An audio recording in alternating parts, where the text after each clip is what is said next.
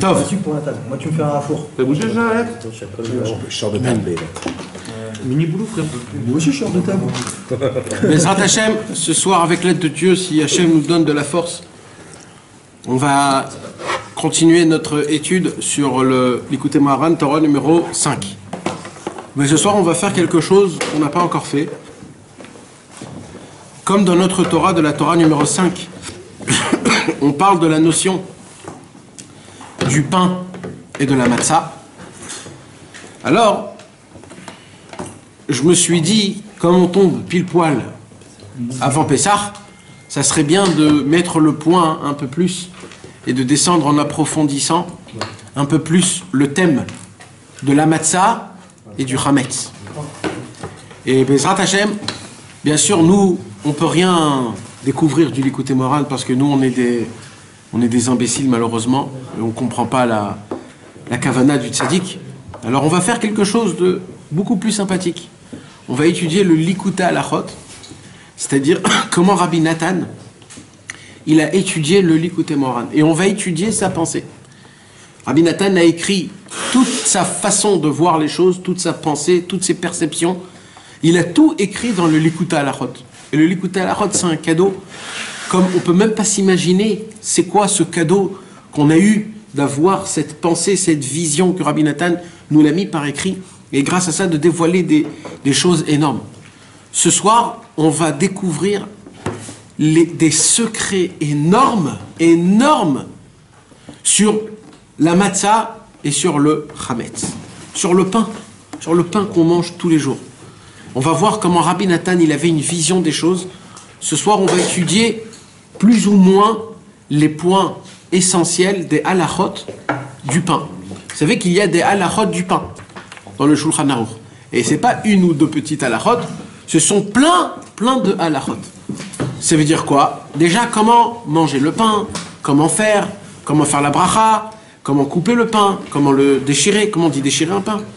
Ou démorcer, comment couper un pain. Non, mais pas avec le déchirer. Couper.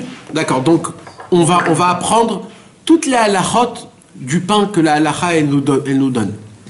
Et on va voir comment toutes les halachot du pain, ils sont dans toute notre Torah, la Torah numéro 5. Donc, pour ça, je vais essayer de résumer un petit peu la Torah numéro 5 qu'on a tous étudiée. Ça fait déjà plusieurs mois. Rabbi Nachman de Breslev nous parle, je ne vais pas commencer depuis le début, je vais juste parler du point qu'on parle maintenant, d'accord? On a parlé d'un point énorme, c'est quoi? Rabbi Nachman de Breslev, il nous dit qu'un homme, il doit laisser place dans son cerveau pour que la Torah puisse régner dans son cerveau. Comme ça, il nous dit Rabbi Nachman. Il nous dit Rabbi Nachman, le cerveau, c'est un espace. Et tout ce que tu fais rentrer dans le cerveau, c'est automatiquement sur le compte d'une autre sagesse. Alors il dit, Rabbi Nachman de Breslev, il dit plus un homme, il apprend, il regarde et il étudie des choses mauvaises, plus son cerveau se remplit de mauvaises choses et les bonnes choses, il s'en va. Parce que un est sur le compte de l'autre. C'est automatiquement de cette façon-là. D'accord? Donc il nous apprend, Rabbi Nachman de Breslev, que comme il y a le pain et il y a la matzah, il dit Rabbi Nachman, le pain c'est quoi? C'est que tu prends la pâte, tu la pétris, et quand tu la pétris, tu la laisses gonfler. Elle doit gonfler. Plus la pâte, elle gonfle, mieux le pain, il est bon. D'accord? Et à Pessah, on nous a demandé de manger une autre sorte de pain. On nous a demandé de manger un pain qui ne va pas gonfler. Un pain qui va rester plat. Une matzah, une galette. D'accord? C'est quoi la différence entre le pain et la matzah? C'est 18 minutes. C'est-à-dire quoi 18 minutes? C'est-à-dire que quand un homme il pétrit le pain, jusqu'à que le pain il commence à gonfler, ça prend un moment de 18 minutes. Le moment de 18 minutes, c'est un moment où le pain il commence à fermenter. C'est-à-dire quoi il fermente? C'est-à-dire qu'il va commencer à gonfler, il va devenir un pain, un gros pain.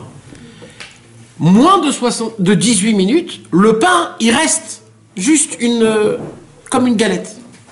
D'accord? Il nous dit Rabbi Nachman de Breslev, il y a ce qu'on appelle le chametz, qui est spirituel. Mis à part le chametz matériel, il y a aussi le chametz qui est spirituel. C'est quoi le chametz spirituel? C'est quoi, il dit Rabbi Nachman? C'est des pensées extérieures, des sagesses extérieures. Tout ce qui est dans le cerveau, des peurs, des craintes en plus. Quand un homme, chas v'shalom, il laisse son cerveau fermenter, c'est quand un homme, il pense des ta'avot, il fait rentrer dans sa tête des ta'avot, et il le laisse fermenter dans son cerveau. Et son cerveau, il gonfle, il gonfle, il gonfle, il gonfle, jusqu'à qu'il ne sait plus qu'est-ce qui se passe. Et c'est comme un pain. Et nous, à Pessah, on a été interdit de manger du chametz. Maintenant, ça veut dire quoi de manger du chametz?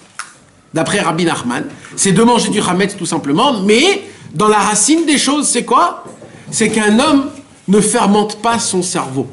Le cerveau, c'est comme une pâte.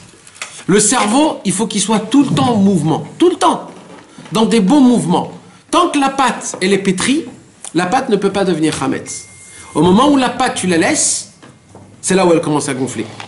Le cerveau, il doit être tout le temps en mouvement. Tout le temps. Il doit penser des paroles de Torah, il doit essayer de penser des choses, pas obligées même de Torah, mais au moins que ce ne soit pas en dehors de la Torah. Au moins que ce ne soit pas contre la Torah. Au moins que ce ne soit pas des choses, des idées ou des consciences qui sont en dehors de la Torah. Quand un homme, il fait rentrer dans sa tête des pensées, des explications, des choses très physiques, très logiques, très naturelles, que ça va venir à l'encontre de la Torah. Parce que la Torah, c'est quoi le but de toute la Torah? C'est Hachem Echad. C'est Dieu, il est un. Tout dépend d'Hachem. Tout dépend de la foi, combien un homme il a la foi envers Dieu. Et c'est ça l'essentiel de tout. Maintenant, un homme, quand il a la Emouna, il est obligé de venir dans ce monde à un combat. Parce que ce monde, il te donne un message qui est contraire à la Emouna. Qu'est-ce qu'il te dit, ce monde? Ce monde, il te dit, quand tu ne travailles pas, tu n'as pas d'argent. Ce monde, il te dit, quand tu es malade, il faut que tu ailles tout de suite chez le docteur. Ce monde, il te dit, il faut sortir le bac. Sans le bac, tu n'aurais rien. Et ainsi de suite. Ce monde, il te dit plein de choses. C'est quoi, en fait, ce qu'il te dit? C'est quoi? Ce sont des choses, sans que tu le saches, que le Yetzer Hara les a créées et qui te créent des barrières dans ton cerveau. Pourquoi? Parce que quand un jour, un homme, il sera malade, et il va chez le docteur lui donne de quoi ce qu'il a besoin, et il voit que ça ne fonctionne pas, et il est fatigué, il se dit, mais qu'est-ce que j'ai, mais qu'est-ce qui se passe? Et là, moi, je vais venir et je vais lui dire, tu sais, mon frère, quand un homme, il est malade, il faut aussi prier Hachem, il faut aussi lui parler. Avant d'aller chez le docteur, va d'abord chez Hachem, va lui prier, va lui demander, Ribono Shel Olam, qu'est-ce que j'ai fait de mal? C'est quoi que je dois réparer? Comment il faut que je te suis dans ces endroits qui sont difficiles? Quand un homme, il s'adresse à Akadosh Baruch Hu, là, c'est quelque chose d'autre. Mais quand un homme, il est tout le temps assis devant l'Internet, devant la télévision, devant des professeurs, devant des grands psychologues, devant des grands psychiatres qui te disent « ça, c'est à cause de ça, ça, c'est à cause de ça, ça, c'est pour ça, ça, c'est... » Ils t'expliquent tout, ils te disent tout, vient d'où, ils savent tout, comme si ils savent tout. Alors dans ta tête, tu te dis « ouais, mais tu t'imagines, je vais parler à Hachem ?» Mais là, je parle tout seul, là. Mais quoi, Hachem, il ne sait pas mes problèmes à moi, pourquoi je dois lui parler? Pourquoi? Tout ça, c'est des questions qui viennent te trotter dans ta tête et tu ne sais plus quoi faire avec. Il dit Rabbeinu, ça, c'est du chametz. Ça, c'est ça le chametz, il dit Rabbi Nachman. Le chametz, c'est quand tu as des petites questions dans ton cerveau qui te pourrissent le cerveau. Qu'est-ce qu'ils font? Comme la levure. Qu'est-ce qu'elle fait, la levure? Elle fait grandir la pâte. Elle a fait faire gonfler, gonfler. Un homme, il doit être simple. Un homme, il doit être simple. On lui dit de faire Shabbat Bessimcha, il doit être Bessimcha Shabbat. On lui dit de mettre les tefilines, il doit être content, je vais mettre les tefilines avec simplicité, avec joie, avec vitalité. Un homme, il doit prendre goût à son service divin. Quand le service divin, il devient difficile, il devient lourd, il devient pesant, alors tout devient pas comme il faut. Alors comment on fait? Alors il faut demander à Hachem, il faut demander à Kadosh Baruch Hu, il faut lui dire Ribono Shel Olam, moi je veux te servir d'une manière que j'ai la simcha, que j'ai de la vitalité, pas d'une manière où chas v'shalom je tombe, je suis en désespoir et je sens pas de la vitalité dans mon service divin. Tout ça, mes amis, c'est quoi? Vous croyez vraiment? Si maintenant je vous dis tous, il faut arrêter le travail, il faut rentrer dans une yeshiva, il faut étudier la Torah, etc., etc. Est-ce que vous allez me dire, ouais, mais non, on peut pas, mais nous, c'est pas de notre niveau, nous, on peut pas. Ça, mes amis, ce qui vous dit, ça, c'est pas vous qui vous le dites, c'est le chametz qui est dans le cerveau qui nous dit ça. Et tout ce que nous, on essaye d'expliquer ce monde-ci pour réaliser notre vie qu'on est aujourd'hui, c'est du Hametz qu'on a dans le cerveau. Et ce Hametz-là, il te pompe le cerveau en te disant, en fait, tu peux pas, t'arrives pas, t'as pas grandi comme il faut, t'as mal été éduqué, c'est difficile, on est dans une nouvelle génération, c'est plus pareil. Tout ça, c'est du Hametz, mes amis. Et quand on nous dit qu'il faut chercher et jeter le Hametz, le brûler, c'est de ce Hametz-là aussi qu'on en parle. Pas que le Hametz, le pain. C'est aussi le Hametz dans le cerveau. Le Hametz dans le cerveau, c'est toutes les questions, c'est toutes les réponses, toute la philosophie, toutes les choses de sagesse, pour anéantir la émouna, la foi. Bien sûr, la sagesse, je ne parle pas de la sagesse, Shalom, de la Torah, je parle des sagesses de ce monde. Même qu'ils ont raison, nous, on a la Torah et on doit aller d'après la Torah, derrière la Torah, on doit entendre le raisonnement de la Torah directement. La Torah, elle doit être en base de tout. Quand, par exemple, un homme, il veut faire un régime. Je vais vous donner un petit exemple vraiment simple. C'est un exemple qui s'est passé autour de moi. Quand un homme, il veut faire un régime, il va chez le diététicien, et le diététicien, il lui dit, voilà, je t'ai fait un programme. Voilà, alors il commence à lui dire, alors le matin, tu dois manger ça et ça et ça et ça, l'après-midi, il faut manger ça et ça et ça, après, il faut manger ça et ça et ça et ça. Et toi, tu vois, et tu dis, purée, le matin, il n'y a pas de pain. Il n'y a pas de pain. Maintenant, moi, on m'a éduqué toute la vie, tout le temps. La Torah, elle nous dit quoi? Elle nous dit le pain, le matin, pas de shacharit, c'est presque une mitzvah de manger le pain le matin. Le pain le matin, ça enlève 86 maladies, ça donne la vitalité, ça donne la simcha, ça donne la joie, la gemara, hein? Bishuvadat, ça donne tellement de choses.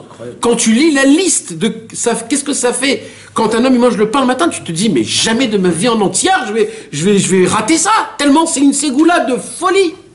Maintenant toi tu es un petit peu gros, tu vas chez la diététicienne et elle te dit, tu sais, le pain c'est très très grave parce que dans le pain il y a des féculents, c'est sucré, il y a du sucre, ça fait grossir, hein? Le pain complet. Ouais, alors le pain complet, mais des fois ils te disent même le pain complet à quoi ça sert? Et ça, ils vont te dire des trucs, etc. Maintenant, ça se peut qu'ils ont raison, mamache. Mais la Gemara, c'est la Torah de Dieu. C'est la Torah d'Hachem, c'est Hachem qui te parle. Tout ce qu'il est écrit dans la Gemara, c'est Hachem qui te le dit. Là, mes amis, vous voyez un vrai Hametz, mais là, c'est un Hametz de malade mental, ce Hametz. Parce que ce Hametz-là, tu te trouves devant la diététicienne, et qu'est-ce qu'elle te dit à la diététicienne? Pour ta santé, ne mange pas du pain. Ça veut dire, elle va à l'encontre de la Gemara. C'est-à-dire, même que ça se peut qu'elle ait raison, Hachem, il veut qu'on mange du pain le matin. Et lui, et elle va te faire rentrer un Hametz que ça se peut que c'est mauvais pour la santé. Quand tu vas après ouvrir la Gemara, tu vas étudier la Gemara, et tu vas te retrouver devant cette ligne, qu'est-ce que tu vas dire? Peut-être ça a changé. Tu t'imagines, tu changes la Torah pour une diététicienne qui vaut rien, qu'on ne sait même pas comment elle s'appelle et que quand elle va mourir, on ne va même pas se rappeler d'elle. Tu vas changer toute la Gemara parce que tu as entendu un docteur de l'internet qui te fait une théorie énorme de 5 heures que c'est pas bien de manger le matin.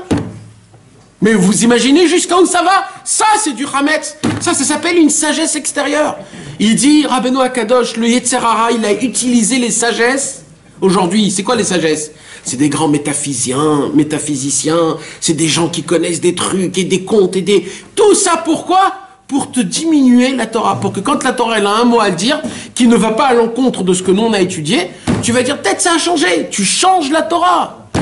Et même si tu changes pas la Torah, ça va te faire rentrer un doute. Et ce doute-là, il vaut pas rien. Maintenant, ça c'est du Hametz, mais ça c'est dans les sagesses. Mais mes amis, il y a tout exactement pareil, mais dans des autres choses. Dans quoi? Quand un homme il commence à avoir des mauvaises pensées. Quand un homme il a des très mauvaises pensées, des pensées chas v'shalom, des pensées sexuelles. Maintenant il se dit je fais rien de mal, c'est juste une pensée, c'est pas un acte. Mais ce que nous on comprend pas, c'est que quand un homme chas v'shalom, il fait dans son cerveau, il fait ruminer son cerveau avec des pensées chas v'shalom mauvaises. Le cerveau il fait quoi? Il commence à gonfler, à gonfler, à gonfler, à gonfler, et ça devient du Hametz. Et un homme, il peut devenir fou dans les passions sexuelles. Il peut devenir fou, mais un vrai fou, un vrai de vrai fou.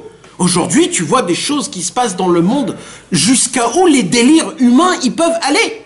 Tu te dis, on revient à l'époque de Noir, où là-bas, tout était permis, toutes les espèces avec tout. Aucune limite, rien du tout, allez s'éclater.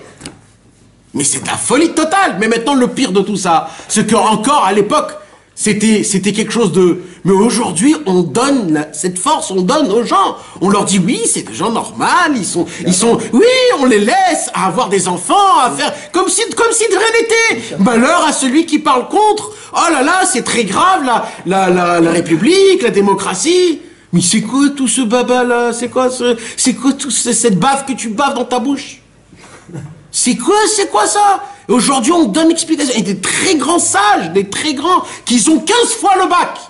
Oui, c'est très normal. Mais c'est quel bac t'as reçu? C'est où t'as reçu ton bac, toi? Et le problème, mes amis, parce que vous tous, vous rigolez. Vous tous, vous rigolez. Mais ce que vous ne savez pas, c'est que nos enfants, ils vont parler pareil. Parce que nous, c'était dans notre vie. Mais nos enfants, eux, ils naissent dans cette crasse. Et pour eux, ça va être normal. Ça va être normal, ils vont pas rigoler, ils vont dire, écoute, il faut les comprendre. Nos enfants, nos propres enfants. Donc nous, on rigole, c'est facile. Mais tout ça, ça vient d'où? Ça vient d'un commencement de Hametz dans ton cerveau.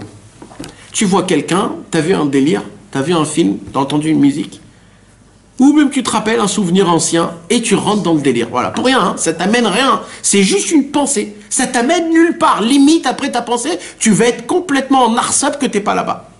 Donc c'est vraiment pour rien que tu te fais du mal. Et le monsieur, il commence à délirer dans sa pensée.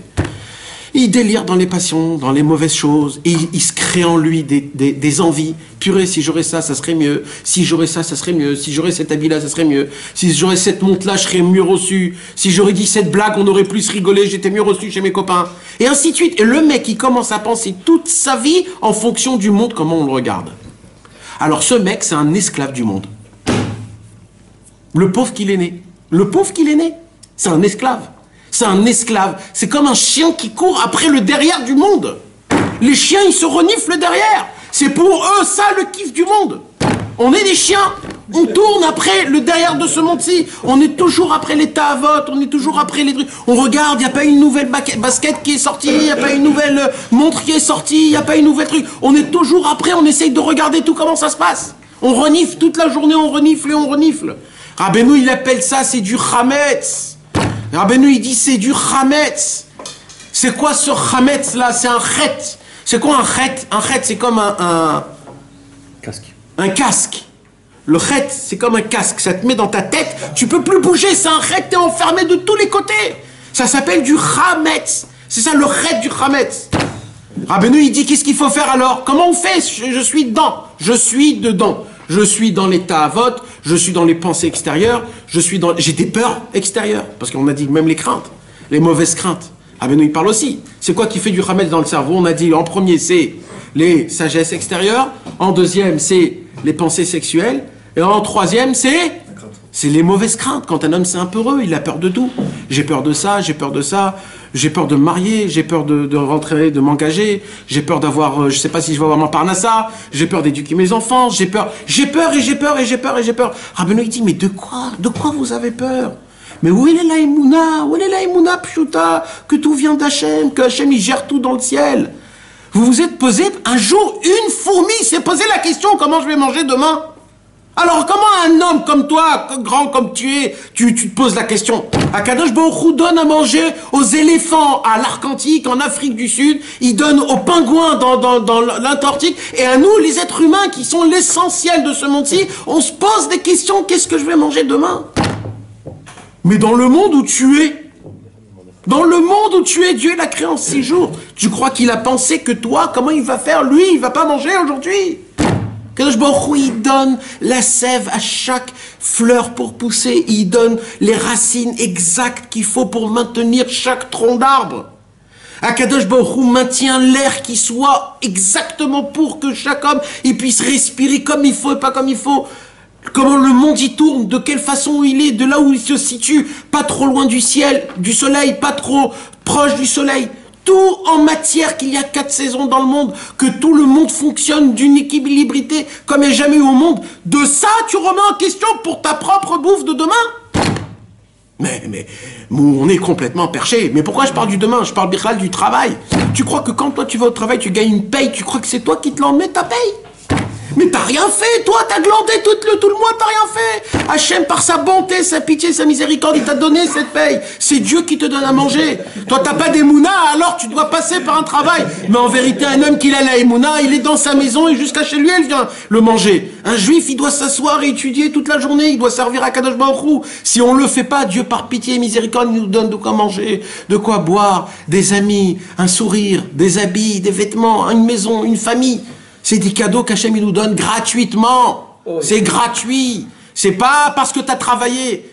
Un homme, il croit, il travaille, il amène de l'argent chez lui à la maison. Il t'a travaillé pour amener ta meuf? T'as pas travaillé, elle est venue toute seule. Et pour amener tes enfants, t'as travaillé aussi. Alors tout ça, ça vient gratuit avec l'argent qu'il faut travailler? Non, tout vient d'Hachem. Tout vient de Dieu. Il n'y a rien d'autre. Tout le reste, c'est un problème de Hametz. On a du Hametz dans notre cerveau. Et ça nous fait gonfler, Notre cerveau, il gonfle. Rabbeinu, il dit, Maspik, ça s'arrête. Il faut que ça s'arrête, ça, un jour. Ça ne peut pas continuer. Il faut que ça s'arrête. Tu m'as gonflé, exactement. Mais maître, c'est ça, tu m'as gonflé. C'est vraiment ça. Maintenant, il dit, alors, Rabbi Nachman, il dit, alors, ok, alors, maintenant, on est tous dedans. Comment il faut faire? C'est ça la question qu'il fallait me poser. On est tous là-bas, malheureusement. On est tous là-bas. On vit dans un monde de chet. Alors, comment on fait? Alors, il dit, Rabbi Nachman, qu'est-ce que Dieu nous a demandé en sortant d'Égypte? La première mitzvah, la première chose que Dieu nous a demandé, première chose, manger de la matzah. Ça veut dire quoi de la matzah? C'est du pain qui ne gonfle pas. Alors, Rabbi Nachman, il dit, regardez, c'est très manienne, parce que en fait, Hametz et Matzah, ce sont exactement les mêmes lettres. Les mêmes lettres. Dans Hametz, il y a les mêmes mots que Matzah. Dans Hametz et Matzah, il y a même. Hametz, Matzah, tzadik. Maintenant, c'est quoi qu'il y a donc? Il y a le chet et le e. Alors, le chet et le e. Mais en fait, le chet et le e, mes amis, c'est la même lettre, juste que le e, en haut, il est un petit peu cassé. C'est juste ça la différence entre le chet et le e. Donc en fait, qu'est-ce qu'il nous apprend, Rabbeinu? Il dit, comment tu passes du niveau à Hametz au niveau de la matzah? Il dit comment? Il dit, Rabbeinu, en fait, ton casque, tes pensées extérieures, sexuelles, tes craintes, ils te cassent ton cerveau. Ton cerveau, il est là, comme si tu ne peux pas regarder. Vous savez, comme les chevaux qui mettent des œillères pour pas voir de l'autre côté. Nous, on est comme ça. Pas des heures, comme ça, où on voit devant nos yeux que ce monde, que les règles de ce monde-ci. Et il dit, Rabbeinu, qu'est-ce qu'il faut faire? Il faut trouer. Il faut prendre le chet, le couper, et quand tu coupes le chet, tu rends le chet, et du chet, il devient et. Tu passes du stade Hametz au stade he. Ça veut dire quoi de couper le chet, il dit Rabbeinu? Alors, Rabbeinu, il a expliqué ça dans toute une Torah que ça fait longtemps qu'on l'étudie.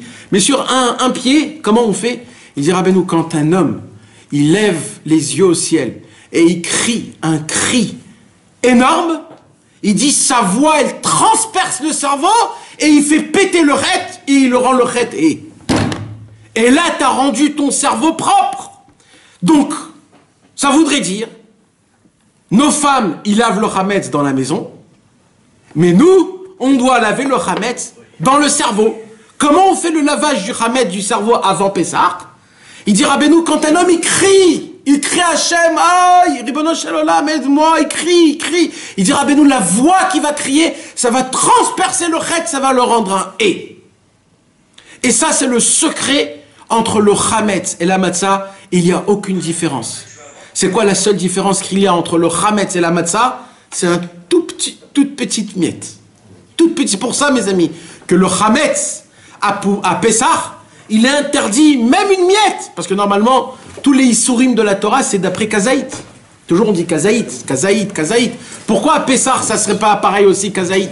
Si un homme, il mange plus que Kazaït de Hametz, c'est un problème. La Torah, elle dit non, le Hametz, c'est le seul où ça, c'est pas Kazaït, ça, c'est même une miette. Même une miette, t'as pas le droit de manger. Parce que ça, mes amis, ces pensées-là, même une miette, il faut pas. Même une miette, il suffit d'une miette pour rendre toute la pâte pourrie. Quand un homme, chas v'shalom, il se permet des mauvaises choses dans sa tête, ça rend pourri le cerveau. Et ça veut dire quoi que ça rend pourri le cerveau? Ça le rend mal, il est pas bon, il est pas bien, il a une mauvaise vision, il se pose des questions sur Hachem, il se pose des questions sur le monde, il se pose des questions sur lui-même, il se pose des questions sur sa femme, et il haït le monde en entier. C'est un homme désagréable à vivre à côté de lui. Mais comment on fait pour contrôler ses pensées? Alors Rabbi Nachman il dit, un homme ne peut pas avoir deux pensées en même temps. Alors quand un homme il a une mauvaise pensée, remplace-la par une autre pensée. Une bonne. Laquelle que tu as envie. Le sport, même un film, même un autre. L'essentiel, c'est de ne pas penser des mauvaises pensées. Rabbeinu dit, un homme ne peut pas avoir deux pensées en même temps, il n'y a pas. Alors fais quelque chose, occupe-toi, regarde, fais un truc, va, sors dehors, parle avec quelqu'un. Mais il y a le cerveau, c'est l'endroit le plus sensible pour un homme. Là-bas, on n'a pas le droit de faire rentrer des mauvaises choses. Et ces mauvaises choses-là vont te pourrir après toute la vie, toute la Torah, Et après tu te dis, ouais, c'est difficile la vie, ouais, je suis fatigué, ouais, j'arrive pas. Mais tout ça, mon frère, c'est à cause qu'il y a dedans du Hametz. Et comme maintenant on se rapproche de Pessah, et qu'on parle de ce Hametz-là, nos femmes se fatiguent énormément pour laver la maison. Et elles ne rentrent pas ici, elles ne rentrent pas là, et j'ai lavé ici, j'ai lavé là. Mais mes amis, nous on doit faire la même chose. Nous on doit aller tous les jours dans la forêt, et on doit crier. Tous les jours, avant Pessah, tous les jours, il faut aller. Il faut aller tous les jours dans la forêt et crier en pensant à Hachem. Je veux faire péter le chet. Je veux creuser dans le chet pour que du chet, il devienne et. Pour passer du mode Hametz au mode Matzah. Parce que je peux plus que dans ma tête, il y a du Hametz. Vous imaginez, il y a un monsieur qui mange de la Matzah à Pessah, mais dans sa tête, c'est que du Hametz. Alors extérieurement, il a fait Pessah. Mais intérieurement, il n'a pas fait Pessah. Vous savez ce que c'est Pessah, mes amis? C'est de sortir de mode exil en mode délivrance. Total, hein? Total. Comment ça se fait que nous, après Pessah, il se passe rien? Et vas-y, la routine, le travail, les trucs, les travaux, et vas-y, je voyage, j'y vais ici, j'y vais à droite. Oh, il y a eu Pessah! Et t'as rien fait, la fête de Pessah! T'as aucune empreinte de Pessah, mais oh! C'est quoi? C'est comme Noël? C'est juste un temps, ça se passe, c'est fini. Non, Pessah, elle doit te faire sortir de l'endroit de là où tu es, à un endroit énorme, un autre endroit totalement. Il fait sortir au shawarma, là, normalement. C'est quoi? Et comment? Au shawarma après Pessah. Comment c'est possible un truc comme ça? Comment la fête de Pessah ne nous laisse pas une empreinte à tout jamais? À tout jamais. Parce qu'on ne fait pas le vrai Pessah dans la tête. Le vrai Pessah dans la tête, c'est de faire le ménage dans ma tête de toutes les mauvaises pensées, toutes les mauvaises sagesses et toutes les mauvaises craintes que j'ai dans ma tête, d'enlever cette chose qui me pourrit le cerveau, le cœur tout le temps, ça me pourrit tout le temps. Et comment on le fait? En criant, en priant à Hachem, en allant dans la forêt et en criant, ou alors sous le talit, ou alors sous le mikvé. Mais il faut crier mes amis, il ne faut pas avoir peur. Il faut crier comme David Amelech, il a crié. Karati, Bekori, Nichar, Groni, Kalou, Enai, Meyachel. Il dit David Amelech, j'ai crié jusqu'à que j'avais plus de voix. Il faut crier pour percer ce chet et rendre du chet. Et quand tu rends ton cerveau du chet à vous savez c'est quoi le hé, mes amis? Il dit Rashi, le hé, c'est la tchouva. Le hé, c'est comme ça qu'on fait tchouva. D'un coup, il dit Rabbeinu, tu vas avoir de la simcha. Tu vas dire, mais pourquoi je suis aussi content? Qu'est-ce qui m'arrive? Tout est rose pour moi, tout est bien, tout est comme il faut. Parce que mon frère, il n'y a plus de Hametz dedans. Il n'y a plus de Hametz dedans. Et il dit, Rabbeinu, à chaque fois que tu as une mauvaise pensée, dis Hachem, sauve-moi de cette pensée. Garde ton cerveau tout le temps propre.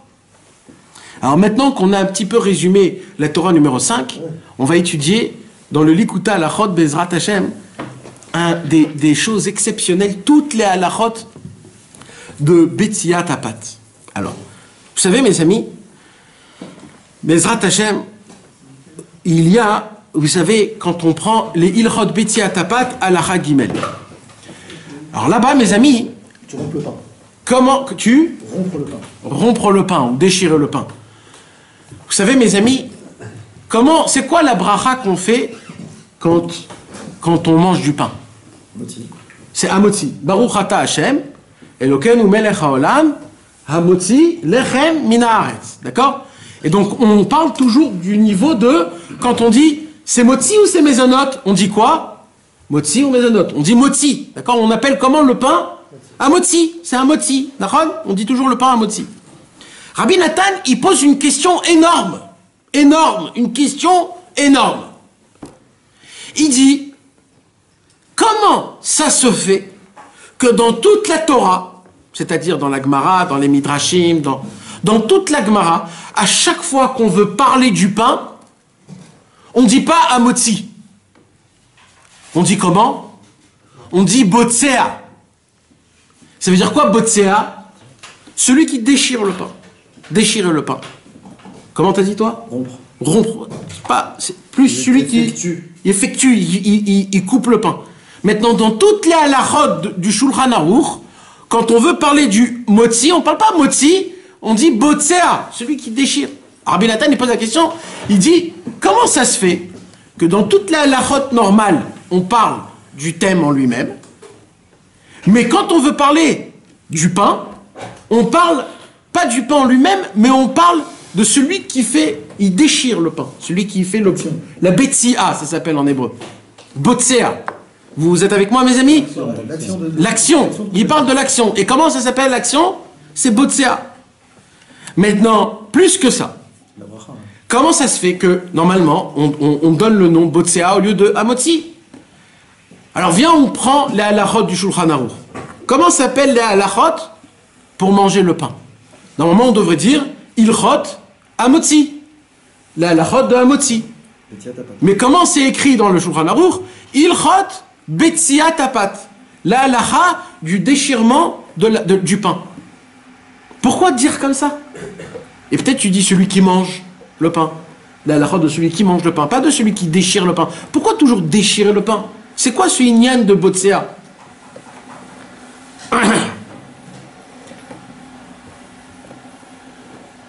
Et on voit en plus le Harizal, il dit Rabbi Nathan, le Harizal, il a parlé de tout ce qu'on fait quand un homme il mange du pain, et il a dévoilé des secrets énormes, et il a dit par contre, quand un homme il s'assoit et qu'il mange le pain, quand il fait la bracha, et après qu'il fait la bracha, il déchire le pain, il dit le Harizal, ce fait là qu'un homme il déchire le pain, ça c'est quelque chose d'énorme. Il y a des choses énormes qui se passent quand un homme il déchire le pain, et il dévoile des secrets énormes juste du fait de comment déchirer le pain.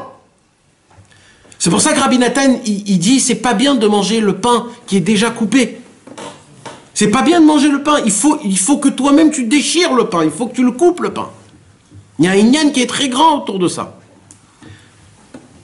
Alors Rabbi Nathan, il dit, pour comprendre ça, parce que tout ça c'est des halachot du pain, pour comprendre ça, il faut remonter à la surface, mes amis.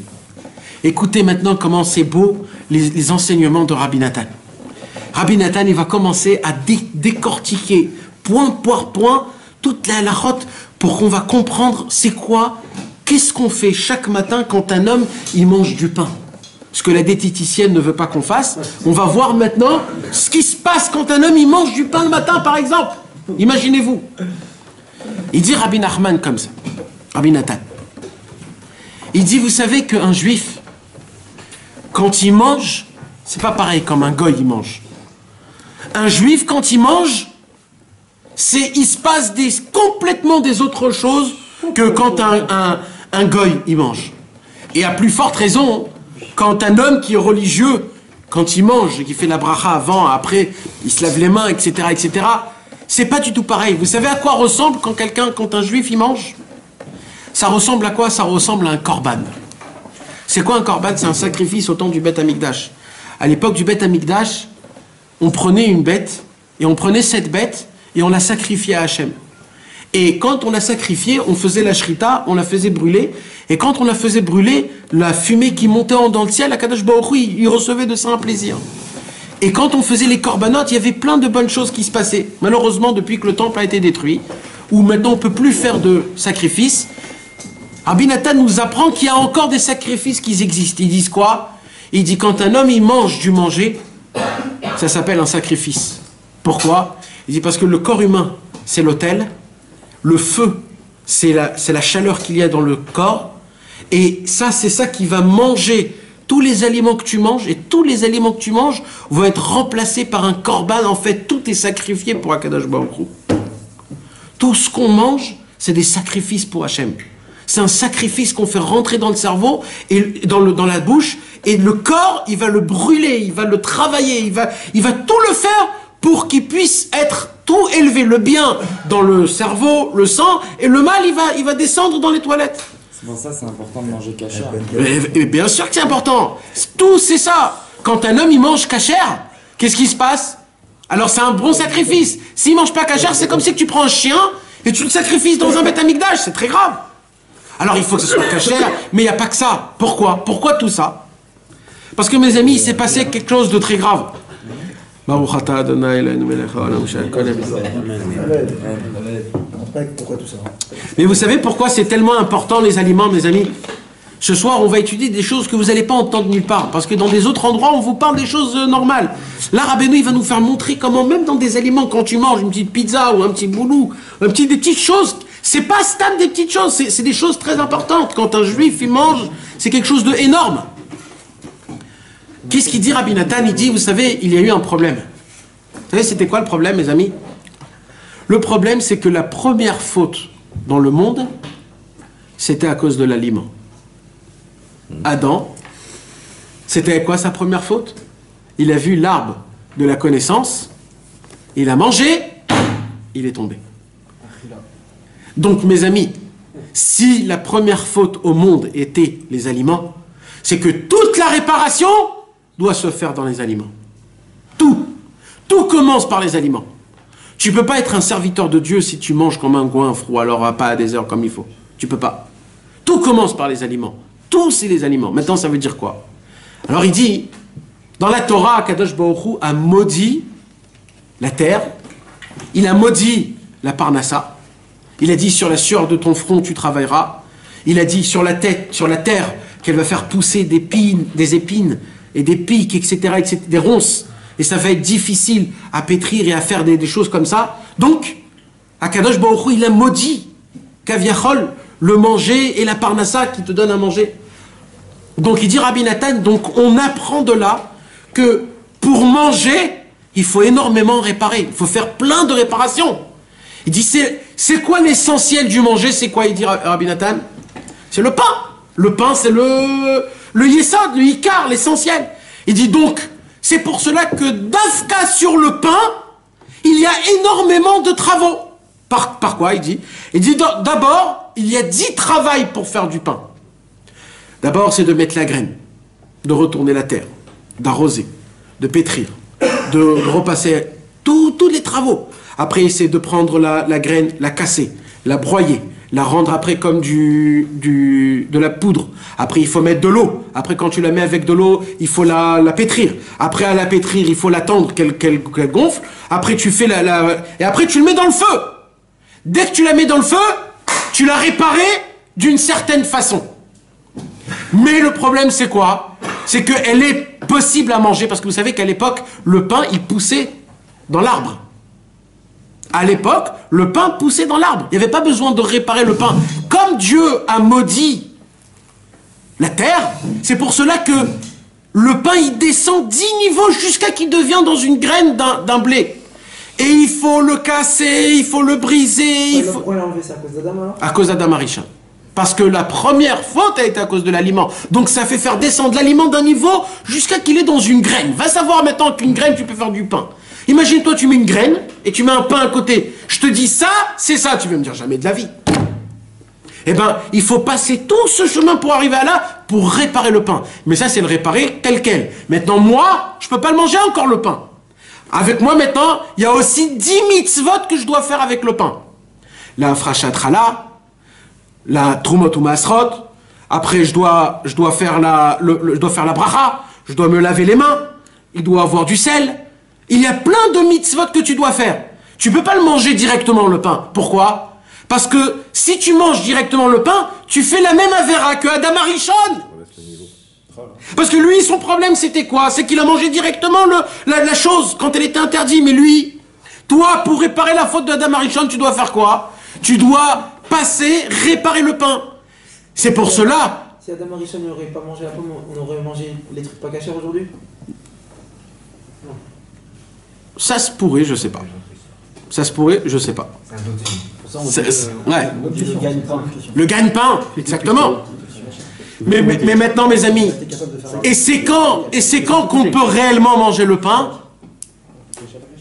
Quand on passe du mode malédiction en mode bénédiction. C'est pour cela que la première chose qu'on fait avant de manger le pain, la bracha. Quand je fais la bracha, c'est la preuve que j'ai réparé ce pain du niveau du mal au niveau du bien. Et la preuve, c'est que je fais Baruch Ata Hashem Elokeinu Melech Haolam Hamotzi Lechem Min Haaretz. Et dès que tu dis Hamotzi Lechem Min Haaretz, tu déchires le pain et tu manges le pain. Et là, tu as réparé Kaviachol d'une certaine façon, encore un peu plus, la faute de Adam Arishon. Comme ça, il nous apprend Rabbi Nachman. Alors, il dit Rabbi Nathan, maintenant, écoutez comment c'est beau. Écoutez jusqu'à où ça va, il dit Rabbi Nathan.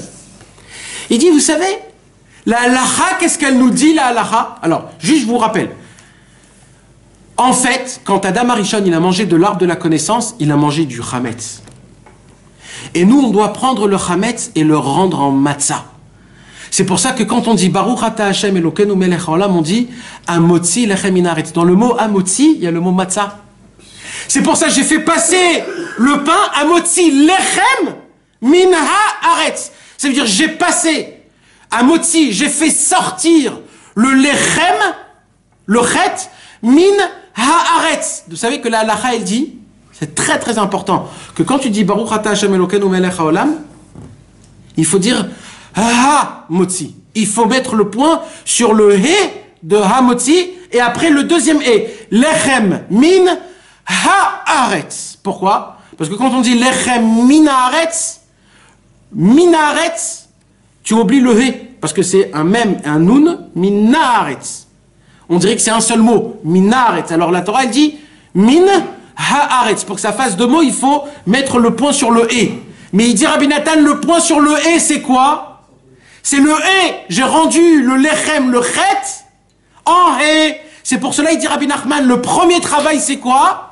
Il dit Rabbi Nathan, quand tu manges du pain, pour que ton pain, il soit pas, Chas v'Shalom, du Chametz, du niveau de Chametz, et qu'il soit du niveau de la Matzah, il faut que tu dis Baruch Ata Hashem Elokeinu Melech Haolam, Ha-Motzi Lechem Min Ha-Aretz. Donnez les deux, la force sur les deux He. Pourquoi?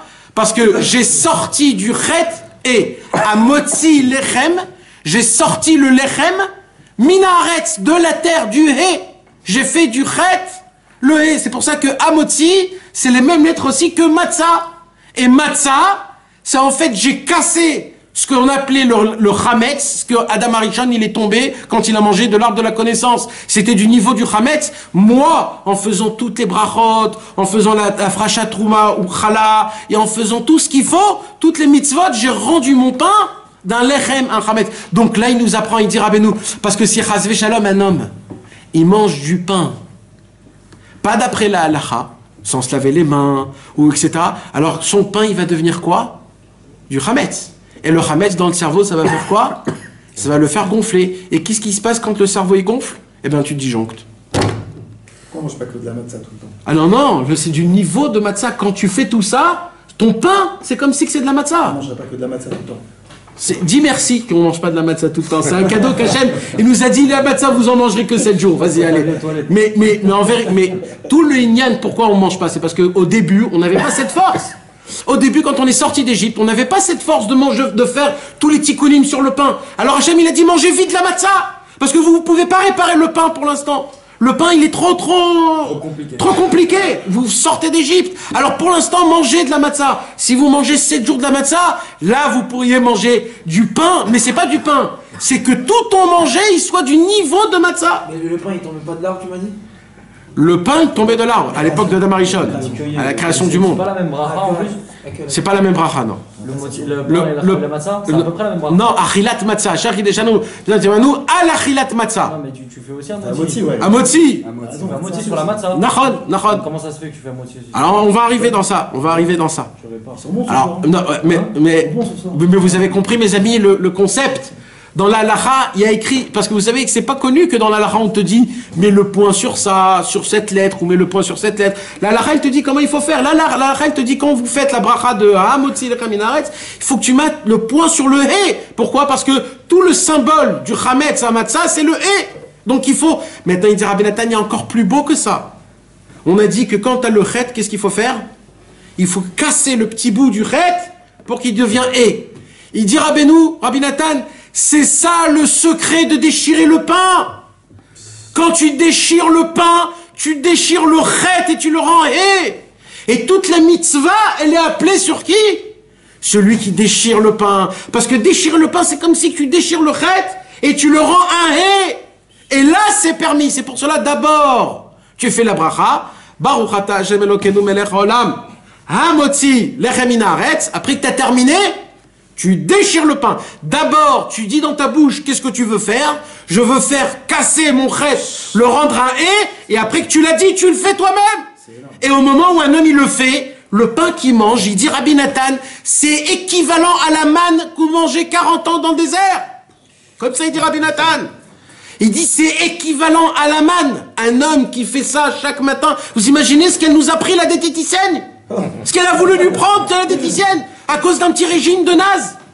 Regardez ce qu'il nous apprend Rabbeinu. En plus de tout, il nous dit Rabbeinu, puisqu'on est toujours là-bas, et comme tu as dit, mais j'ai toujours des pensées, j'ai toujours des mauvaises choses dans ma tête, comment je vais faire? Eh bien, quand tu manges du pain diététicien d'après Rabbi Nachman, ce qu'il vient de te dire, ça va t'aider à garder ton cerveau. Parce que ce pain-là, il va rentrer dans ton cerveau, dans ton ventre. Tu crois qu'il va rester dans ton ventre? Il va aller directement dans ton cerveau. Et il va te le ronger le mal jusqu'à qu'il sera tout propre, ton cerveau. Juste en mangeant du pain, mon frère. Et pourquoi il dit que le matin, Rabbeinu? Il dit, le plus important, c'est le matin. Il dit manger du pain le matin. Le plus important, c'est le matin. Et alors la journée, ça fait pas ça la journée? C'est surtout le matin. C'est surtout la Gemara, c'est la Gemara qui dit ça. Alors tu peux manger 2 heures, 3 heures plus tard, mais pas... Ça dépend si à quelle heure tu te réveilles. Eh oui. Si aujourd'hui on se réveille à 10 heures du matin, après on mange à midi, alors on n'a rien fait. Mais quand un homme il se réveille tôt, à 6h30, 7h, à 9h t'as faim. À 9h t'as envie de manger, à 9h30 t'as envie de manger. Et le manger du matin, c'est le manger le plus important de toute la journée. Et le pain, c'est pour ça, regardez comment c'est énorme le pain. Donc là, mes amis, on est allé tout autour des halachot du pain, comment on voit, comment toute notre Torah 5, elle parle du chet et du hé, du chametz et de la matzah. Et imaginez-vous maintenant, qu'est-ce que ça fait quand un homme, il va manger de la matzah à Pessah. Chaque bouchée qu'un homme, il mange de la matzah, il faut qu'il sache, son cerveau, il le lave, et il le lave, et il le lave. Parce que la matzah, c'est ma mâche de la matzah, ça enlève tout le chametz qu'il y a dans le cerveau. Nous, on a reçu une mitzvah. C'est quoi la mitzvah? De manger des matzot. Et Rabbi Nachman nous apprend que en mangeant des matzot, tu fais un lavage dans ton cerveau comme tu peux pas le faire toute l'année. Tu laves ton cerveau de tout le chametz possible, de toutes les mauvaises choses possibles qui puissent arriver. Ça, c'est un seul point. D'accord? Maintenant, il y a un deuxième point. Il dit, Rabbeinu, le secret, mes amis, de la richesse et de la pauvreté. Comment c'est énorme. Tout le monde adore parler de l'argent. Tout le monde adore de rêver de l'argent, et l'argent, et l'argent, et l'argent, et l'argent, et l'argent. Tout le monde bave quand on parle de l'argent. Nos yeux, ils sont palpités comme si on avait pris une drogue. Comme si que l'argent, tu peux compter 100 millions, tu les comptes, et le temps il passe, et t'as plus faim, t'as pas envie d'aller aux toilettes, rien que de les compter, ça te fait de la... Il faut du blé. Il faut du blé. On appelle ça le blé, regarde comme il a dit. C'est du blé. Maintenant, vous savez, mes amis, Rabbi Nathan, il nous dévoile un secret énorme. Il disait, vous voulez savoir c'est quoi la différence entre un riche et un pauvre? Maintenant, là, je vous parle, mais vraiment terre à terre. Hein. Ne me regardez pas en tant qu'un rave ou en tant qu'un cours de Torah, parce que souvent on le dit, mais on n'y croit pas. Là, je veux parler en tant qu'un ami mamache. C'est quoi la différence entre un pauvre et un riche? Vous allez tous me dire, le compte bancaire. Le prix des jouets. Le prix des jouets, ouais, le prix de la vie. Ça me des chèques. Un vrai riche, c'est quoi un vrai riche? Un vrai riche, c'est quelqu'un qui a plein d'oseille. Il compte même pas, il pose même pas la question combien ça coûte pas. Comme ça, nous, on croit. On croit qu'en fait, plus t'as d'argent, plus j'ai plus de possibilités, j'ai plus de confiance, je peux faire plus kiffer ma femme, je peux faire plus kiffer mes enfants, je peux travailler, je peux étudier, je peux faire des mitzvot, je peux faire de la tzedaka. Hachem, fais-moi gagner 15 millions, j'ai envie d'aider les gens. Ah ouais, Hachem, il a besoin de toi, il peut pas le faire lui tout seul. Il a besoin de toi pour aider les autres. C'est quoi ce que tu es en train de me dire là? C'est quoi la différence entre un riche et un pauvre aujourd'hui? C'est combien de billets il a? Mais vous voulez savoir c'est quoi la réelle réalité? La réelle réalité, mais vraiment, hein, pas en tant que rien, en tant qu'un être humain. C'est dans la tête. La sérénité. Non, c'est tout dans la tête. C'est tout dans la tête, comment tu vois les choses, que tu te rends... Vous savez, pareil, je vous donne un exemple. Un homme, il a eu un accident de voiture. Il est rentré dans le coma, où les docteurs lui ont dit, à part la tête, rien ne bougera plus, rien. Ta vie, c'est fini, t'as 15 ans, et ben ça fait rien, ben voilà, c'est fini pour toi. Et dans sa tête, il se dit, voilà. Et après 1 an, après 2 ans, son corps, il commence à fonctionner, un miracle. Tout redevient en ordre, tout. Il saute, il court, tout, un miracle.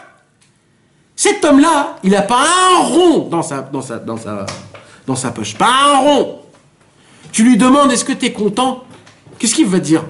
Je suis l'homme le plus content au monde. Je suis l'homme le plus riche au monde. Je vis. Et il y a un autre, il est blindé. Il est blindé partout. Tu vas lui dire, comment ça va ta vie? Il va dire, qu'est-ce que c'est naze, et moi je peux pas me permettre de ça, et je termine pas mes mois, et j'ai envie de m'acheter là, et j'ai envie d'aller à Ibiza, et je peux pas, et j'ai envie de m'acheter la Lamborghini. Mais c'est pas possible. Mais c'est le monde à l'envers. Vous savez, c'est quoi qui te met riche et toi qui te met pauvre? C'est comment toi tu te regardes, comment tu te considères. Donc en fait, toute la notion de pauvre, de riche, vous le savez très bien, un homme il peut avoir 50 shekels dans sa poche, mais il se dit, moi je suis le fils du plus grand milliardaire au monde, je suis le fils d'Hachem. Hachem, il a dit, à moi toute l'or, à moi le monde. Je suis son fils, j'ai besoin de trucs, moi, j'ai rien besoin. À peine je lui demande, il me donne. Par contre, il y a un autre mec qui n'a pas d'émouna. Lui, il croit qu'il est tout seul dans ce monde et que s'il il se les remplit pas, et ben il sera dans un problème. Comme on dit dans les 6 poèmes assiette, le prince le prince qui mendie. Exact, les Béthlères, les 7 mendiants. Maintenant, qu'est-ce qui se passe, mes amis? Il y a celui qui a beaucoup d'argent. Mais lui, son problème, c'est que comme il croit qu'il peut se permettre tout, alors là où il regarde, il dit, je veux comme ça. Et comme il ne peut pas tout se permettre, parce que c'est pas Dieu et c'est un imbécile, donc il dit, Rabbi Nathan, plus il va acheter des choses, plus son manque, il va grandir. Et puisque son manque, il va grandir, plus il va gagner de l'argent, plus il est pauvre. Plus il s'achète, plus il est pauvre, encore plus. Et lui, il comprend pas, il se dit, mais j'ai 15 Lamborghini, j'ai toutes les montres, comment c'est possible? Et le mec, pourquoi? Parce que plus tu acquis, plus t'es pauvre, parce que plus t'as envie encore, et encore, et encore. Et il se creuse. Donc, c'est quoi la différence entre un pauvre et un riche? Un pauvre, Caviarol, il a tout, mais il a rien. Et un riche, il a rien, mais il a tout. Maintenant, donc, ça voudrait dire quoi? Il dit Rabbi Nathan. Il a dit ça, Bien sûr. il a dit on a tout, mais on n'a rien, mais en fait on a... Exactement. On a rien, on a tout. Exactement. Et maintenant, écoutez comment c'est beau, mes amis. Comment on appelle la matzah? Le pain du pauvre. Le pain du pauvre. Le pain du pauvre. Lechem oni. C'est quoi le pain du pauvre? C'est parce que quand on mange de la matzah, elle va combattre cette mauvaise pensée qu'on a de pauvreté. Qu'on est toujours pauvre, que j'ai pas assez d'argent. C'est pour ça qu'on appelle la matzah le lechem oni. Parce que c'est quoi la matzah? Le chametz, c'est quoi? C'est ça qui nous rend pauvres. C'est le chametz dans ta tête. Il me manque ça, j'ai pas ça, mais purée, tu as vu sur sa main comment elle est belle la montre, et comment je vais faire ça, et tu te dis, mais ça c'est le chametz. Il dit, Rabbeinu, la matzah, on l'appelle le lechem oni, le pain de misère. Pourquoi? Parce qu'il va combattre la misère, il va combattre cette notion que tu as dans la tête de c'est quoi riche et c'est quoi pauvre. Et vous voulez savoir le plus beau de tout encore, mes amis? Comment elle commence la Haggadah de Pessah? Ah, l'achma anya di achalou avatana. Alors, écoutez mes amis, il y a une marloquette entre les Sfaradim, les Ashkenazim, comment il faut dire? Est-ce qu'il faut dire Hé l'achma anya ou est-ce qu'il faut dire Ah l'achma anya? Les Tunisiens ils disent qu'il faut dire Hé l'achma anya. Et Rabbi Nathan il dit il faut dire aussi Hé l'achma anya. Pourquoi? Il dit parce que le Hé, c'est le Hé qu'on a rendu Chet. D'abord, il était Chet, et on l'a rendu Hé. C'est pour ça qu'on commence, et on prend la matzah, on lève la matzah, et quand on lève la matzah, qu'est-ce qu'on dit? Hé, l'achmania, voici le pain qui rend du Chet au Hé. Hé, le pain du Hé. Hé, l'achma. Maintenant, si vous voulez encore plus approfondir, on dit Hé, l'achmania, di achalou. C'est quoi di? Dalet. Dalet et Yud. Quand tu prends le Dalet et tu le mets dans le Yud, ça fait quoi? Hé. Encore une fois, Dia Chaloava Atana. C'est le même Hé là, c'est ce Hé. C'est le petit bout que j'ai enlevé du Chet, je le rends Hé. Hé l'Achmania. Et la première mitzvah qu'on fait à la Haggadah de Pessah, c'est quoi? Kadesh, Uchatz, Karpas, Yachatz. C'est quoi Yachatz? On casse. On prend la matzah et on casse. On casse quoi? Il y a écrit qu'il faut casser en forme de Dalet et de Yud. Là, tu crées encore une fois. Tu passes du niveau Chet au niveau He. Et après que tu as cassé la matzah, c'est-à-dire quoi casser? Il faut casser le Chet. Tu dois laisser la matzah cassée pendant tout le Seder. Et pendant tout le Seder, toute la Haggadah que tu vas lui lire devant la matzah cassée. Pour nous faire montrer que tout le travail, c'est quoi? C'est de casser le Chet et le rendre un He. Comment? En lisant la Haggadah. Il a dit Rabbeinu, comment il faut lire la Haggadah? En hurlant. En hurlant, en criant. Pourquoi il faut hurler et crier à Pessah? Parce qu'il faut casser le Chet et le rendre un He. Tout le travail, c'est ça. C'est pour cela que quand Rabbeinu, il dit, quand on lit la Haggadah à voix haute, ça répare le Da'at. C'est quoi le Da'at? C'est ce pain-là, c'est ce pain qu'on rend, on prend le pain, le lechem, on enlève le chametz dans notre cerveau, on le rend du chametz, on le rend une matzah, on le rend un pain qui est comme la manne. C'est pour cela qu'on appelle, comme tu as dit, la matzah, le pain de la foi, la manne. On l'appelle la manne, la matzah que tu manges, c'est de la divinité, c'est pas juste une petite galette de Pessah. Il y a beaucoup de tafkidim, le pain. T'as vu ça? Maintenant, et quand un homme, il vient, il te dit, ouais, écoute, je sais pas. Maintenant, mes amis, il y a écrit comme ça, écoutez comment c'est beau. Vous savez que Avraham Avinu, il ne pouvait pas avoir d'enfant. Pourquoi il ne pouvait pas avoir d'enfant, Avraham Avinu? Eh bien, le Midrash, il nous apprend quelque chose de très spécial. Le Midrash, il nous apprend que Avraham Avinu, c'était un très grand connaisseur. Avraham Avinu, il pouvait lire dans les étoiles. Quand il regardait les étoiles, vous savez que les étoiles nous disent sur nous des choses. Ça existe. C'est ce qu'on appelle le mazal. Les astres. Oui, c'est la chorma des astres. Il y a une chorma comme ça. Maintenant, vous savez que Avraham Avinu, il a regardé dans les étoiles et il a vu que lui, de nature, il ne peut pas avoir d'enfant.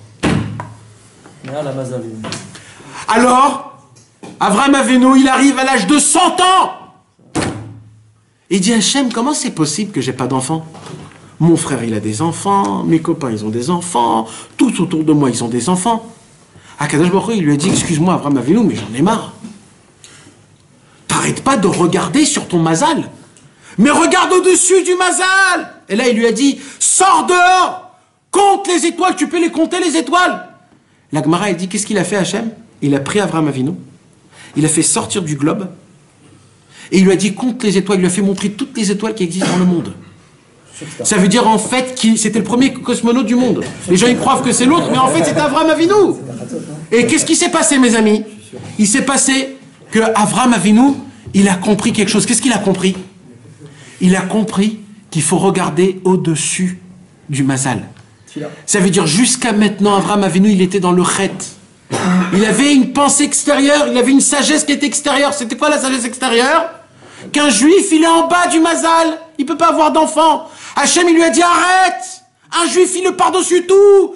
Casse le chet et mets un hé! C'est pour ça que maintenant tu veux t'appeler Avraham avec un hé! Tu vas casser le chet, tu vas mettre le hé! Parce que sans le chet, tu peux pas avoir le hé, tu peux pas avoir d'enfant!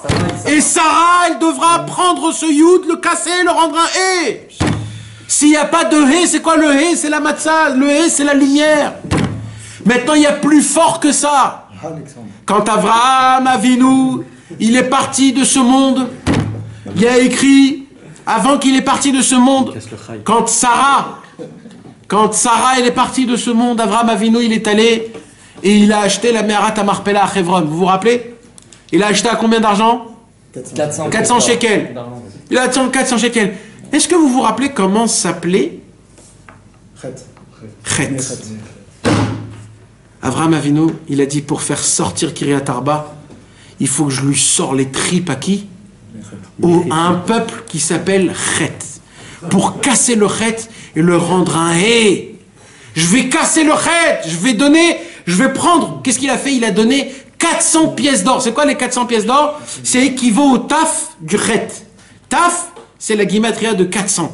En enlevant le taf, il a enlevé les 400, le taf du chet, et le chet lui-même, Abraham, il a dit, quand je vais enterrer Sarah, le fait qu'elle a un hé dans son nom, ça va anéantir le chet, et ça va le rendre un hé. Et en achetant la Meharat Marpella à un monsieur qui s'appelle Chet, qui s'appelait Ephron Achiti, Ephron de Chita 1, eh ben, il a cassé le chet, il a cassé la lettre chet, il a rendu un chet et c'est pour ça que grâce à ça, c'est devenu l'endroit du Gan Eden, que toutes les prières, y passent là-bas. Vous imaginez jusqu'à où ça va? Jusqu'à où on peut aller? Et là, un jour la Gemara, elle nous raconte une histoire. Un jour la Gemara, elle nous raconte qu'un jour tous les Talmidei Chachamim, ils étaient assis et ils parlaient des halachot de Betsiat Tapat, la halachot du pain. Et il y a eu une question. C'était quoi la question? De quel côté on déchire le pain? Bonne question. Ok, c'est une mitzvah quand on fait la bracha. Il y a un côté spécial où il faut prendre plus, manger en premier, couper en premier. Est-ce qu'il y a un côté? Qu'est-ce qu'elle répond, la Gemara? De l'endroit là où il a été le plus cuit. L'endroit là où il a été le plus cuit, c'est ce bout de pain que tu devras déchirer et le manger. C'est ça, non? Les extrémités du pain. Les extrémités. Ouais, si c'est l'extrémité, des fois c'est en haut, ou des fois c'est au-dessus. Ça dépend le pain. Mais Rabbi Nathan, il dit, vous voulez savoir c'était quoi la question qu'ils ont posée les Chachamim? Les Chachamim, ils n'ont pas posé la question de quel côté il faut manger du pain. Tu crois qu'ils étaient des imbéciles? C'était quoi la question? De quel côté on doit casser le chet? De quel côté, comment tu transperces? Parce qu'on a dit que c'est quoi le chametz? C'est les mauvaises pensées, les peurs, c'est les mauvaises sagesses extérieures. Quand un homme, son cerveau, il est complètement horrible, quand son cerveau, il est complètement rempli de mauvaises choses, comme par où il commence à le réparer? Parce que là, d'après ce qu'on a étudié ce soir, il faut réparer un tas de trucs. Par quoi il faut commencer? Et c'est ça la question qu'ils ont posée les Talmidei Chachamim dans la Gemara. Par quoi il faut commencer à réparer la tête, le cerveau? Ça a été quoi leur réponse? Là où le feu, il a été le plus. Là où il a été cuit le plus. Et il dit Rabbi Nathan, vous voulez savoir qui réparera ses pensées? Celui qui a crié le plus. Celui qui a été en feu le plus. Il dit Rabbi Nathan, quand un homme il crie, qu'est-ce qui se passe? Il rend chaleureux, il rend en chaleur son corps. Pourquoi? Parce qu'il crie un cri. Ça te met en chaleur. Alors il dit Rabbeinu, quand tu cries, oh, et tu cries encore et encore, ton corps il devient en chaleur. Il dit Rabbeinu, plus un homme il crie, plus l'homme il est plus cuit, et plus ce morceau de pain il sera plus réparé. Plus un homme il crie dans le ciel, plus son cerveau il commence à être réparé. Et c'est ça la réponse. Là où le pain il a été le plus cuit, c'est de là-bas où commence la bracha. C'est de là-bas où on commence à faire la réparation. Un homme il doit voir ça a été quoi la première chose qu'il a rendue dans son cerveau. Trop mondial. Il faut revenir à la base de l'aïmouna, de dire je crois en Dieu, qu'il est un, il est le seul, c'est le parfait de tous, le plus, tout dépend de lui, on doit tous avoir tout en lui. Et il dit Rabbeinu, plus un homme il crie, plus il est en chaleur, plus son cerveau il est cuit et on répare tous les problèmes. Entre le déchirement et à ce moment-là. Parce qu'on a dit c'est quoi le déchirement? Parce qu'on a dit c'est quoi le déchirement? On a dit c'est le chet. Tu prends le chet, quand tu déchires le chet, tu le rends un hé. Donc quand tu déchires le pain, tu le rends un hé. Il dit Rabbeinu, comment tu passes du niveau chet au niveau hé? Comment le pain il est en parfait, il est un chet? Comment tu le déchires et tu le rends hé? En criant Hachem. Là, parce que la réponse était là où il a été cuit le plus. C'est là où il a été cuit le plus, ça veut dire, ça va être qui va être propre dans son cerveau? Celui qui a crié plus. Parce que dans le ciel, quand on va le rendre pur, c'est au moment où on te déchire. Qui on va déchirer? Celui qui a crié en fait, vous savez mes amis, toute la raison pour laquelle on est sorti d'Égypte, c'est pour une seule raison. Pharaon est mort, ils ont changé de Pharaon, et entre les deux moments de Pharaon, qu'est-ce qui s'est passé? On a crié. Il y a écrit Vaïsa Koel Adonai. Le Bnei Israël, ils ont crié, dès qu'ils ont crié, ils ont transpercé le chet, Géoula. C'est fini. Il dit Rabbeinu, vous y croyez pas tous. Mais si on se met tous à crier Hachem, en disant Hachem, on dépend que de toi, on transperce le chet, la Géoula, elle vient tout de suite. Mais c'est ça Mashiach, mes amis. C'est ça Mashiach, tout le secret de Mashiach, c'est ça. Celui qui ne crie pas, qui va d'après la halakha au niveau du Shulchan Arour, déchirement avec toutes les halakhot du pain. Est-ce qu'il reçoit ce tikkun-là ou Il faut crier. Voilà, c'est ça, celui qui ne crie pas. Il faut crier dans ton cerveau, il a déjà. Ça va se faire, mais ça va prendre beaucoup de temps. Celui qui est muet. Ça va faire beaucoup de temps. Même quelqu'un qui est muet, il peut crier. Tout le monde, il peut crier. Non, il peut crier. Un muet, il ne sait pas parler, mais il crie. Si, ça, il entend le cri. Oui. Hein? Oui, mais tu peux crier, même normalement. Mais Béhémet, c'est important. Parce que nous, on croit que crier, c'est de devenir fou. David Ameller, il criait. Il faut crier, il faut crier, il faut transpercer ce chet-là. Ce chet, il nous encombre. C'est pour cela que tous les péchés, on les appelle comment? Un chet. Tous les péchés sont appelés un chet. C'est la lettre chet. Nous, on doit casser le chet. On dit à la fin, David Ameller dire Itamu Chataim Minaret. Chotim min haaretz. Chet, exactement, bien sûr. Min haaretz, avec le hé de haaretz grâce à Chataim. C'est ça tout le sod, mes amis, comment on apprend, comment on voit, comment quand un homme il mange de la matzah, il arrive à revenir dans l'endroit de là où normalement c'était. Et grâce à ça, il arrive à gagner tout ce qu'il a gagné. Et malheureusement, si on ne le fait pas, si on n'y pense pas à toutes ces choses-là, alors maintenant, vous savez tout ce qu'on a appris là maintenant, même qu'on ne fait rien de comme il faut, mais tout ce qu'on a appris, si on le met en application tous les jours, quand on mange du pain, je vous assure, mes amis, qu'on est compté comme des tzadikim. Parce qu'on mange, et ce qu'on mange, c'est un korban à Hachem. Parce que ça, c'est les kavanotes de comment rendre notre manger comme un korban. De casser le chet et de rendre un hé. C'est pour ça qu'on fait un motzi lechem min haaret. C'est pour ça qu'on dit birkat ha-mazon. On pourrait dire birkat mazon. Non, birkat ha-mazon. C'est toujours, il y a le hé qui revient, le hé qui revient. C'est pour cela que quand on se lave les mains, il faut laver les mains avec, laver les mains 5 doigts, encore une fois, le hé, le hé. Il y a le hé grand et après il y a le maïm acharonim. C'est quoi le maïm acharonim? C'est le petit que tu casses du chet, c'est pour ça que c'est une petite eau, c'est une petite goutte d'eau. Parce que au début c'est le grand et après c'est le chet que tu casses, c'est une petite miette. C'est ça le maïm acharonim, mais là tu fais le birkat Amazon. Et là quand tu fais le birkat Amazon, tu as rendu ton corps d'une manière qu'il est là et qu'il est vivant et qui mange de la gdusha, de la tahara, de la emuna, de la hirat shamaim, de la shmirat abrit. Et là d'un coup un homme il se pose plus de questions. D'un coup un homme il se dit ah ça fait longtemps que j'ai pas eu des mauvaises pensées. Ça fait longtemps que j'ai pas pensé des autres choses que la Torah. Et pourquoi tu te poses ce genre de questions? Parce que tu manges Bigdusha ou Betara, parce que tu as rendu ton cerveau propre de ton Hametz. Donc maintenant, mes amis, plus que tout dans l'année maintenant, on se rapproche devant Pessah. Tout le Inyan de Pessah, c'est quoi? C'est Pessah. Ouvrir ta bouche et parler. Ouvrir ta bouche et crier. Pessah, vous savez c'est quoi Paro? C'est quoi Paro? Le verlan de Paro, c'est quoi? Bref. Oref. Le versant de Paro, c'est Oref. C'est quoi Oref? La nuque. Est-ce qu'on peut crier de la nuque? Non. Qu'est-ce qu'il a? Tout le travail de Paro, c'était quoi? Te bloquer, tu peux pas crier. Parce que si je vous demande tous à crier là, vous allez dire, ah, ça se fait pas. On est à la synagogue. Ah, on peut pas.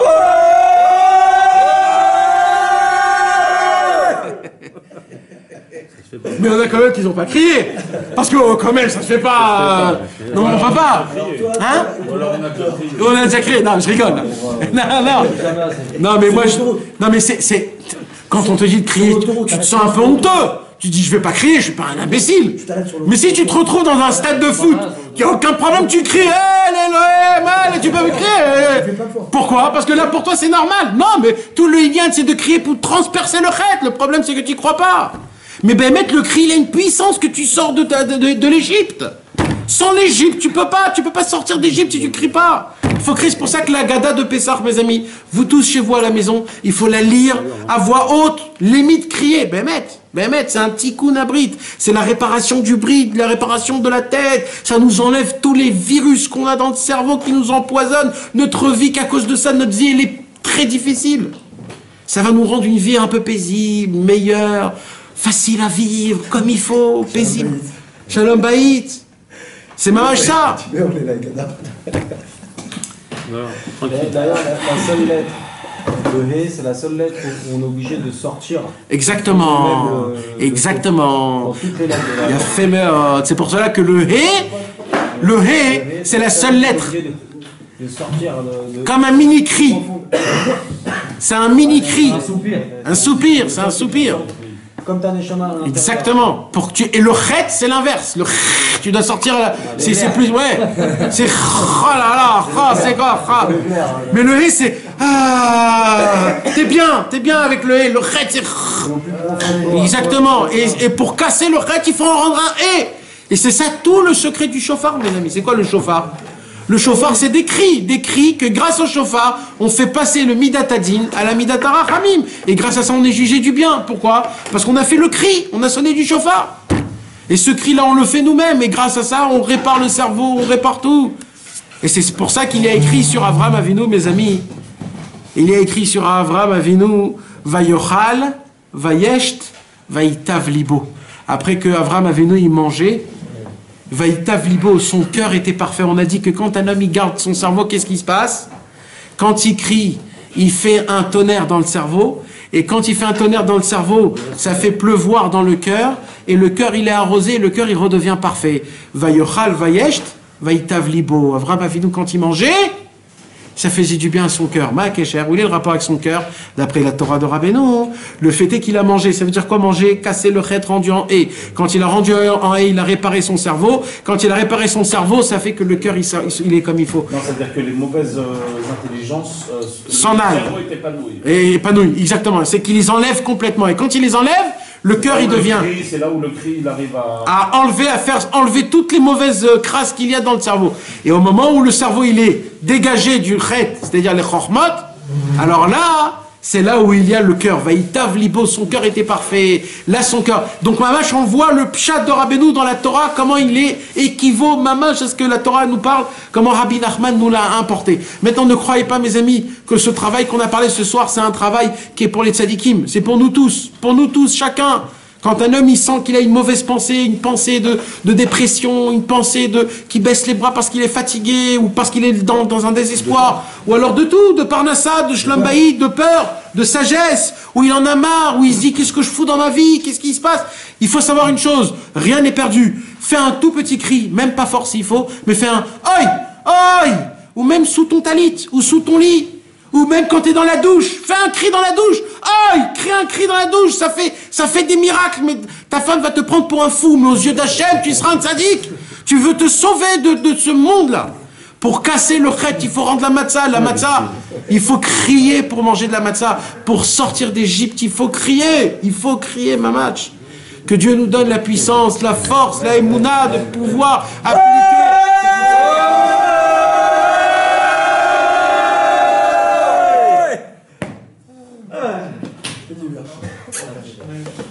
C'était quoi déjà les trois choses qu'on avait dit? Sagesse extérieure, Peur, chuter. pensée extérieure, sexuelle, et les peurs. Chuter. T'as peur d'autre chose que... Les sagesses, le sexuel et les peurs. On a trois cerveaux, on a Chorma, Binadat, chacun Et pour passer du 8 au 5, c'est 3. Ah. C'est bon. Pour passer du 8 au 5, c'est pas pour le genre.